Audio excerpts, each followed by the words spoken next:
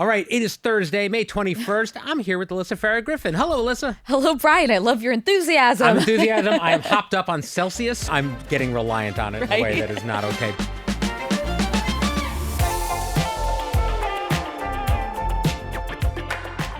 Let's dive right into hot topics because we're seeing some pushback from the right now on this $1.8 billion anti-weaponization fund, known on The View as a slush fund. Yeah. Is there any stopping this? I'm starting to think maybe there is. Well, by the way, I want to point out that we round up to 1.8 billion. It's actually 1.776 billion in honor of our nation's founding in the freedom? 250 years of America, which is just so bizarre.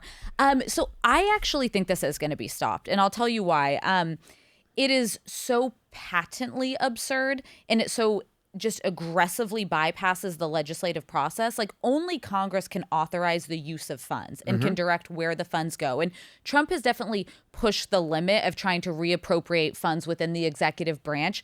But courts have stepped in when he's done that in the past. We saw it with some of the Doge cases where he's like slashing funding to this and he's firing these people. And it took the courts a while, but they ultimately stepped in and said those are congressionally appropriate for a certain reason. Well, this money's coming from somewhere. This money was supposed to presumably be at the IRS, whether for enforcement or whatever process. That was appropriated by Congress to a government entity. So I think there'll be some combo or version of either the courts blocking it, which could take some time, or you're seeing this pushback in Congress. So Brian Fitzpatrick, a Republican House member who represents like Bucks County, Pennsylvania. Kamala Harris won his district. Joe Biden won his district. But he's continued to win there because he's a very centrist Republican. He's saying he's going to work to stop it. So he could do that legislatively, trying to pull back the funds because they were congressionally appropriated. And then the really interesting thing to me is the Senate Republican conference right now is sort of in, let's call it chaos. Let's call it what it is. It's chaos. So John Cornyn, the number 2 Republican in the Senate, was just endorsed against by Donald Trump. Ken Paxton, a very, very flawed individual, is now going to very likely be the Republican nominee for the Senate there. So John Cornyn's career may very likely be over soon. Tom Tillis is retiring. He has been much more outspoken against Donald Trump.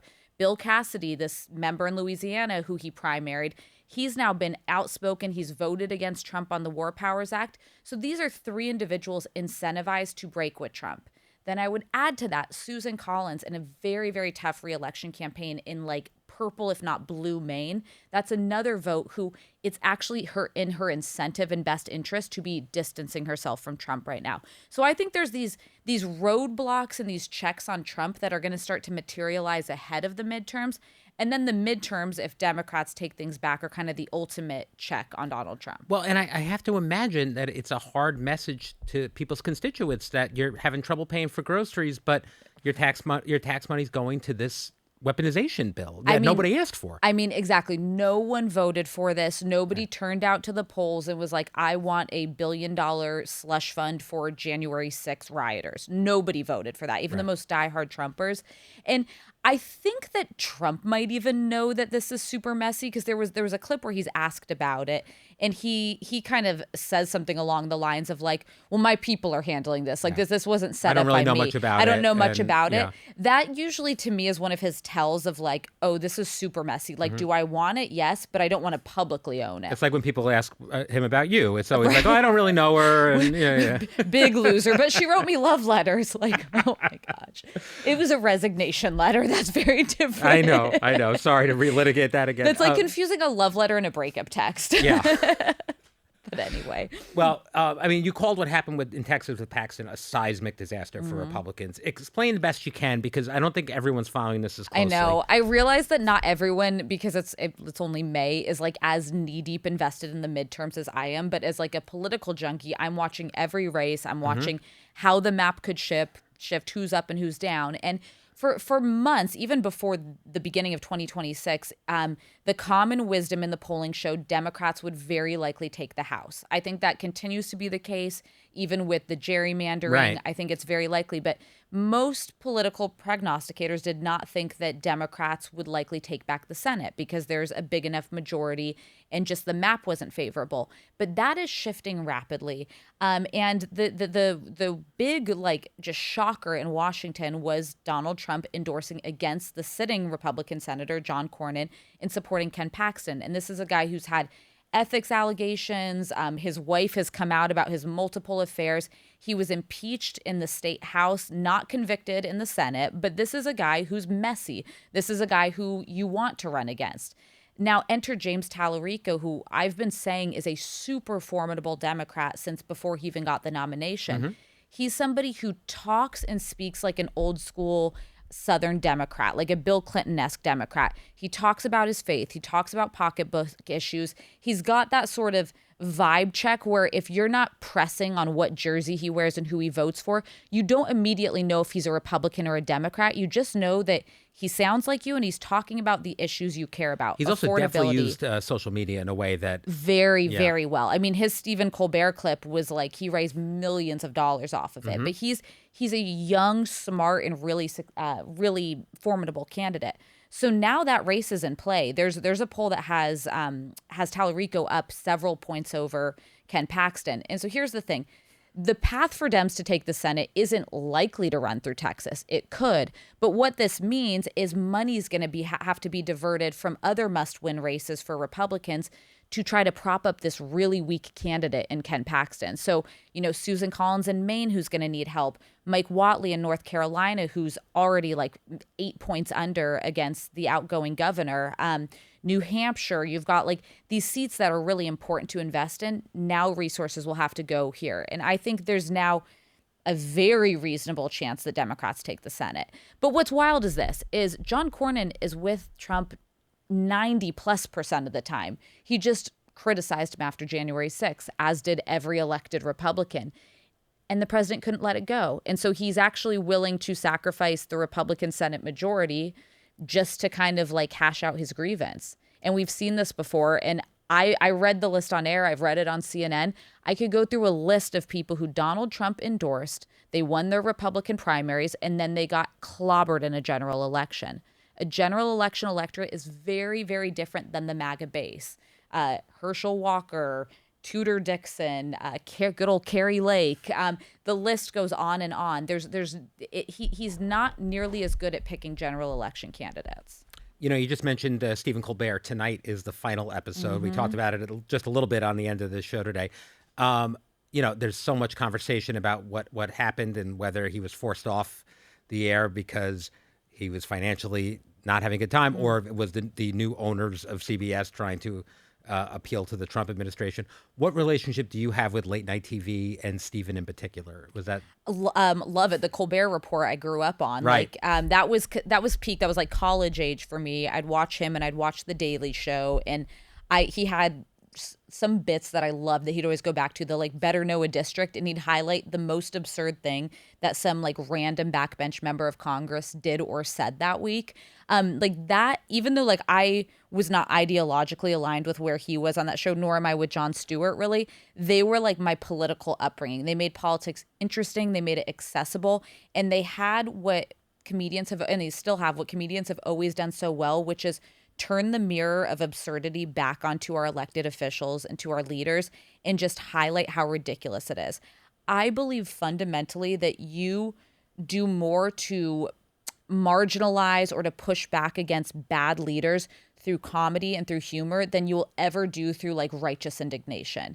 We have had years of people pearl clutching and shouting and being offended, and there's a place for that. But I actually think comedy is uniquely powerful in the Trump era of pointing out just the absurdity of things. I will miss him, but I don't think he's going away. Like, don't you think? I think he'll go to a streamer. I think he'll do something independent. There's a world in which he emerges more powerful than ever. It's interesting to me because, I'm someone who this loves is your late world, night TV. yeah. Yes, I worked for over a decade in the theater that is going to now not have a TV show in it anymore, which is heartbreaking. Feels like the for end me. of such an era. It does. And, late night TV is very important to me. That being said, it's rare that I'm watching it live at 11:30 anymore, when before that was what I did every single night. But I'm watching clips like everybody else. I have a hard time imagining a world where late night TV is gone or doesn't matter. I think it's something that will survive this, but we will see. I don't know. Well, and honestly, speaking to the economics of it, because when we talked about this when it first came up, I love Colbert. I did mention that there were aspects of the economics of his show that had to be dealt with. That's a reality. But a macroeconomic observation is the biggest consumers still of linear TV are actually boomers, and Gen Xers are still watching a lot of linear TV. So I think there's this sort of myth out there that people aren't tuning in and watching live television in the same way. It's actually, we have two generations that are still going to be doing that for quite a lot of time. I just think it's infinitely more competitive now because you're up against streamers and independent media. But I think that the cream of the crop always rises to the top. I think late night stays. I think excellent daytime stays. I think so. Listen, there are more young people watching our show this year than last year. And, and that's it's a and rarity. I hear that, by the way. When in airports, the people who come up to me are usually younger than me. They're mostly gay men, and I love them. But like there are a lot of really young viewers of our show. Right, and I think there are people that are watching us on clips and on YouTube who are then inspired to come and back and watch it. Yep. On live at 11 because I do think there's a certain part of being live that is so important. Because it's not the same. Like we've both done TV where it's pre-taped and it's not the same. It doesn't have the same energy, the same unpredictability, the same like news value. Honestly, and you're just watching this show, always wondering is something going to happen. And I'm on the show and I'm always wondering if something's going to go terribly awry.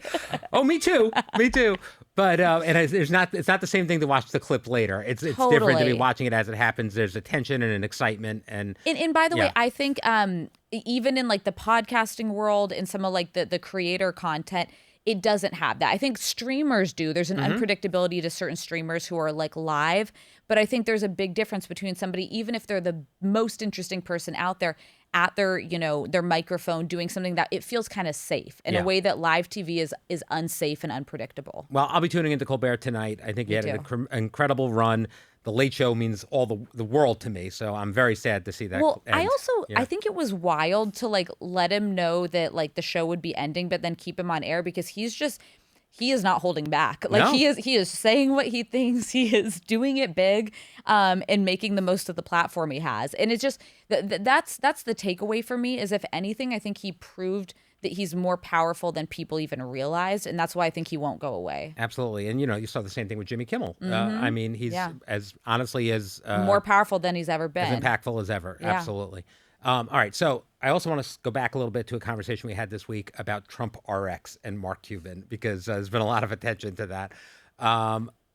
Sonny and Joy didn't feel like Mark should be supporting Trump's initiative into discount pharmaceuticals. You disagree. You made your points as to why. You said, you were finding incredible bargains here for people. Yeah. Tell me your thoughts. And then this. The internet went crazy. Of course. I don't think I've ever haven't gotten that many headlines in a long time. So a couple of things. Trump gives you limitless content to be genuinely upset about, angry about, and want to organize against. I believe very strongly in picking your battles. And in saving your fire for the things that truly matter. I also believe that when like a blind squirrel finds a nut, every now and then, like when somebody you strongly disagree with does something that objectively on its face you have to look or search or like anticipate there's something wrong with it to find something wrong with it. I think I don't really bother deciding to use my energy on being mad about that. And one thing I'll say is this. I come from the school of thought that there are problems in this country that are deep and systemic, and they existed before Donald Trump, and they're going to exist after Donald Trump. One of them is the affordability of healthcare. Insert all the caveats about Republicans have blocked change to it. Absolutely. People have lost Obamacare subsidies, but the cost of prescription drugs is unattainable. I know people in my personal life who have had to make decisions about bills they're going to pay if they want a certain medication. So when I see something that's a marketplace where it's simply a facilitator, you go to it and it shows you the best price basically on the internet from like a trusted source that you can get your medication, I support it. I'm all for it. I'm not going to call it Trump RX, nor am I going to call my son's Trump account a Trump account. It's good policy that makes sense. And by the way, it wasn't Trump's idea. Mark Cuban's been doing this for about like at least 5 years, if not a decade. That's my personal conviction. The Trump account, you brought that up again. That was another thing that got headlines everywhere, that you opened a Trump account for Justin Jr. I don't know why people are surprised. It's literally like a 529 account. It's just the government will match $1,000 and I can put in tax deferred money for it for my son in the future. And by the way, this is where I get a little snippy with the libs on it, because I got I think gasps, potentially boos, when I defended a proposal that didn't end up happening, where Trump was talking about giving potentially $5,000 baby bonuses out. Europe does this. We always complain about there aren't enough that we're doing to help moms children and help family and children once the kids are born in America. And look at these Scandinavian nations and whatever. So France, Germany, like all over Europe, you get bonuses to cover the cost of childbirth, to invest how you want to for their future, to help deal with day-to-day costs like daycare and all that. This is money that would go directly to parents that Trump didn't end up doing it at this point, but that could be used in any number of ways to help parents. I'm not going to hate something that's good, sound policy that will help Americans just because Trump is the person who mentioned it. And by the way, it's often very rare that he was the first person to come up with the idea. Like, chase it back to whoever said it first that you like, if that makes you more comfortable. But like, I don't want Americans to like keep hurting if there's a solution for them now, just to stick it to Donald Trump. Well, go back to Operation Warp Speed. Exactly. I mean, like, that was something that was necessary for the country to survive and fight COVID. Exactly. The world. And by the way, the entire world is trying to replicate the model of it for future pandemics. You don't need to like pat Trump on the back because of it, but like, don't knock good policy that might emerge in the era of Trump just because he's associated with it. But it was a conversation we had, I remember, on this show. It was before you were here. Yeah. But being nervous about it a little bit because it was coming from a Trump presidency. Well, and I remember Kamala Harris famously said in the VP debate, which at least I watched it because Mike Pence was in it. I don't know how many people watched the VP debate, the infamous fly one. But she was, I think, asked, will you trust the COVID vaccine? She's like, I'll trust it if Dr. Fauci says it's safe. I won't trust it if Donald Trump does. And I remember thinking at the time, there is so much vaccine hesitancy in this country.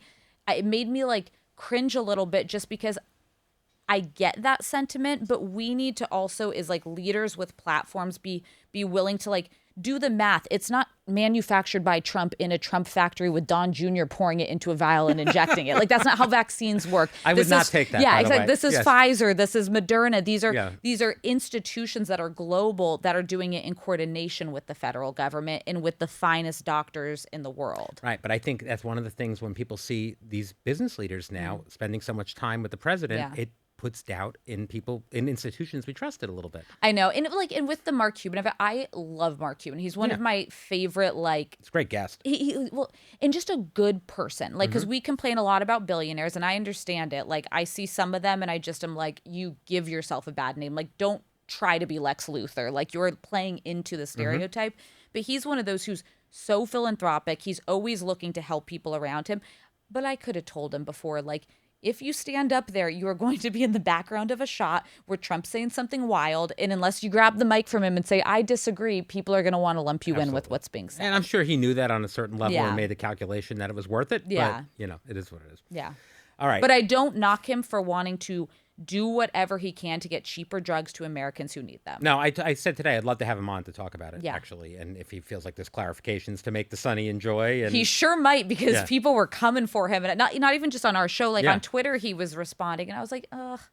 We got to give people a little bit of grace. Like, this is a man who's been committed to this cause for a decade. Like, this is not about him suddenly switching sides or normalizing or whatever. Like, I hate the phrase normalizing. Like, the American public elected him. He's been normalized. Yeah, he's been platformed. He's been platformed. We will not deplatform him. We cannot. No. All right. So yesterday we had Keke Palmer on to happier Love things. Her. She was open about motherhood and saying that you're going to have bad days and it's okay to let your kids see that and show them that you're human. Is that something that resonated with you? Is this something you thought about? I swear, I was like looking at Keke and I was like, my soul needed this. Like, and I talked to her briefly afterward. I find her to be one of those gems of a person who's just so wise. And she's younger than me. She's like 32 years old. She's a baby. But I'm struggling right now with being at work and my young son's home with a nanny. And we are so lucky to have Maria, this amazing woman, amazing caretaker who's a member of our family. Like, we absolutely love her. But I find myself competing with two different ideas. On the one hand, I literally feel like jealous of my beloved nanny because she's getting time that I'm not getting with my son. I feel extraordinary guilt that I'm away from him as long as I am because I'm at work during the day and I do CNN in the nights and sometimes in the morning. And then this rational part of my brain that's like, you are working for the life you want to give your child. And you are working because it is showing him an example of what moms and what dads do. And like, no one can take away that you're his mom, and every free minute you have when you're home, you're spending with him and trying to give him your whole attention. But I feel like I am wrestling with like turmoil in my soul of this mom guilt that we project on ourselves of like, it is so hard to be away from them. And it is so hard to let the voices enter your mind of like, I'm not good enough because I'm missing this moment and I didn't catch this and someone else was there for this. And like, I don't know. I've really like, I've prayed, I'm praying about it. I've talked to friends about it. All my girlfriends can relate and have gone through some version of it. But that's the thing I'm probably struggling with the most is this. I want every second with him, but like, that's not reality. Like, I have a job. I am a working mom. My husband is a working dad. And like, making peace with that and reminding yourself you're doing it for the kid. No, absolutely. And for one thing, once he can talk, it'll be easier to get away from him, let me tell you. As a father of teenagers now. Exactly. But then you flee. Exactly. No, but dad guilt too. I got to be honest with you. I feel it because, my wife is home a lot more than I am. She's with them, and I come home sometimes, and I'm not in an inside joke. I know. And I'm not in. And they're great, and they're happy to see me, and everything's good. But I definitely feel like I missed out on a lot of stuff sometimes, and it's hard. It's so hard, and there's not a good answer to it. I just remind myself, like, so many women have gone through this before me, and that, like, I need to take a little bit of the pressure off myself, but I also am trying to be as deliberate as possible with the time with him, because then it's like you're home from work. Like, today I'm going to go home, see him. I'm, like, commuting extra hours to be able to see him midday and the end of the day, and it's worth it to me. But when I'm there, be present. Don't look at your phone. Well, that's everything the hardest can thing. wait. It's like that. Just pour your soul into him for those 2 hours I'm going to get before I go back to work. And then when I get back, we always try to protect the nighttime routine, giving him his bath, giving him his bottle, putting him to bed, because it's just this precious time that we get. And I'm not always going to be washing him and rocking him to bed and giving him a bottle. Like, he's going to grow up before I know it. Yeah. And I want every second of that. And enjoy it all, and try to give yourself a break, because he's also going to be very proud of you, I think, and all the stuff you're doing, and hopefully he can watch you fighting or with people embarrassed. on Who CNN. knows, right? Or embarrassed, sure. Probably think I'm cringe, but that's okay. Yeah, but then you can bring him in to meet people on the show, and Totally. they'll be happy. That's what gets me points. Yes. Yeah. All right, last thing. We can't do a podcast without mentioning Summer House. A few months ago, when the current season started, you were very anti-Kyle in the breakup with Amanda. The season finale has aired this week, and I'm now hearing you've had a massive shift in your opinion. Oh, yeah. This is happening, like, across, like, the Bravo universe. Is Kyle was sort of, we assumed he'd kind of be the villain this season. Right. He and Amanda, their relationship has been toxic for a while. We knew going into the season that it actually ends with them separating, because that came out right as the season aired. And everyone was expecting it for be like the summer of Amanda, like, finally put Kyle in his place. And I left and I'm like, am I like the biggest Kyle Cook fan? So listen, he's a little problematic. He drinks and will say things he shouldn't and get too angry. But there's a rationality to what he's doing. He's incredibly stressed over finances. He's a small business owner. He's got this company, Loverboy. They do like hard seltzers and stuff. They're actually pretty good. I bought some last summer. But he's like, of course I did. But he's like on the line for a lot of money that he owes back to vendors and stuff. And you see that stress materializing. And we now found out that the wife, who he's now separated from, had been contributing virtually nothing to the relationship. She wasn't paying any rent. He was like working himself to the bone trying to provide for them, and she was like pretty absent in the relationship. And then the whole scandal unfolds, where basically we find out that she's been dating, sleeping with one of his friends in the house, in betrayal of her best friend on the show, Sierra. So you just leave with this different understanding of his perspective, but he's also emerged as like the kindest person in all of it, that like he's still kind of defending his wife who did him so dirty, because you could see that he has enough like love for what the relationship was that he really won't bash her. He's like, hey, I care about her mental health. I care about, like, don't come for her too much on the internet. She's going through a lot. And I'm just like, men do mature, even if they're in their mid-40s and DJing. So I don't watch, but my question is this, just because I'm a TV producer. Yes. Is it possible you're being manipulated by the edit, or that he knows how he might look and he's making an effort? I actually genuinely asked myself that. I don't think so. Okay. I really don't, because they still show him unvarnished. There's still plenty of Kyle content where you're like, why did you do that? Why did you say that? But he takes accountability for it. Which that to me is a big thing in Bravo world. Like, you want people who are chaotic, but you get tired of people who are chaotic, have like crash outs, and then don't own it and apologize. Kyle is very good at, like, he brings drama, but then he kind of self-reflects and is like, I overreacted. I'm sorry. I shouldn't have spoken to you that way. Like, that's all I expect of my Bravo celebrities. So on a good Bravo show for you, it's not just the train wreck. You want to care about these people. I want to. That's a very important distinction. Yes, there are some shows where it's too chaotic. I have a hard time getting into it. Like, that's how I feel about Real Housewives of Beverly Hills. I'm not convinced they even like each other anymore. That used to be my favorite franchise. It's just drama. It's just meanness. I want their backstories. I want to get invested in them. I want to believe in them and root for them. Like, I love Carl on Summer House, who's sober, and his sobriety journey has been like a huge part of the storyline. And like, some like internet commentators are like, oh, it's boring, he doesn't bring drama. I'm like, I don't just need drama. I also want like someone to root for and champion and believe in. Right. I mean, there's, in the 30 years of The View, there's been 10 years where it became nothing but train wrecking. And, and people don't like that. No, it's really similar. Like, it's relatable to our show. Is like, you want moments where we're debating. You want to see some of that tension and a little bit of chaos and unpredictability. Get sporty from time to time. Yeah, let it get sporty. But then you also want to see like a depth of relationship. You want to know about our backstories and why we are the way we are. Right. And some general camaraderie. Correct. Yeah. I have found more than anything, the audience loves to see that we genuinely care about each other and genuinely have friendships. Yeah. It's sort of like a caricature notion of the show that they just want to see us fight. No, absolutely. I agree. All right. Well, on that note, thank you for joining me, Alyssa. So things are next week. So tomorrow is the beginning of Memorial Day weekend. Monday, we are not here. Now, Tuesday, I should be here, but I have jury duty possibly. So that's a little bit up in the air. I'm not comfortable missing the show, so I'm hoping I do not get chosen for jury duty. There's likely going to be it's going to be a little bit of a mystery week. We'll see what happens. It might be two hosts together. It might be hosts and guests together. It might be no podcast at all. We're going to find out, but we're going to find out next week. Don't be a coward. Make it host and host. Host and host is likely, I think, but we'll see what happens. And hopefully I will be rejected from jury service and be here as well. So there we go. After I show up and do my civic duty. Exactly. All right. Thanks so much, everybody. Have a great Memorial Day weekend, and we'll see you next week.